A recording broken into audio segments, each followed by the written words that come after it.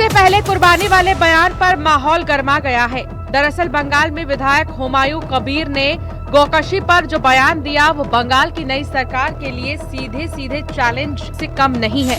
बाबरी मस्जिद बनवाने का दावा करने वाले विधायक हुमायूं कबीर ने कहा कि इस बार ईद पे गाय की कुर्बानी होकर रहेगी, कोई मना करेगा तो मैं नहीं सुनूंगा। हुमायूं कबीर ने कहा कि 1400 साल से पहले से ये कुर्बानी होती आ रही है।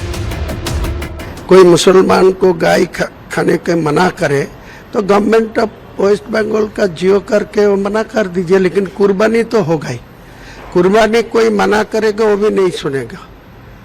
वो कुर्बानी सत्ता में आए शुभेंदु, ठीक है, लोगों को उनको पास वोट डाला, वो सरकार चलाएगी, लेकिन मेरा 1400 साल से पहले से एक कुर्बानी होके आ रही।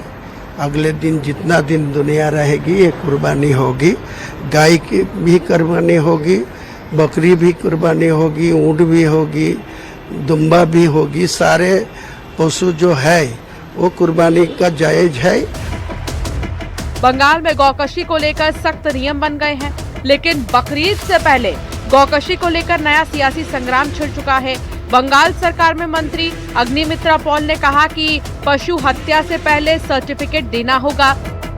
स्ट्रिक्ट नियम जो 1950s का नियम में ही लिखा हुआ है, 14 साल के नीचे के कैटल को काटा नहीं जाएगा, और जो कैटल एकदम ही असुस्थ है या अपाहिज है या एज हो गया है उसको पर्टिकुलर ऑफिसर्स उनको सर्टिफिकेट देना होगा।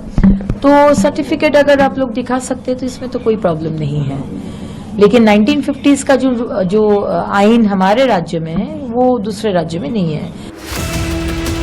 टीएमसी के पूर्व विधायक के बयान पर मुसलमानों में भी नई बहस छिड़ चुकी है।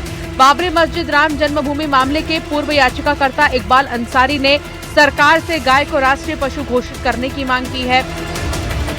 गाय को गौ माता कहा जाता है और मुसलमान को चाहिए कि गायों का सम्मान करें।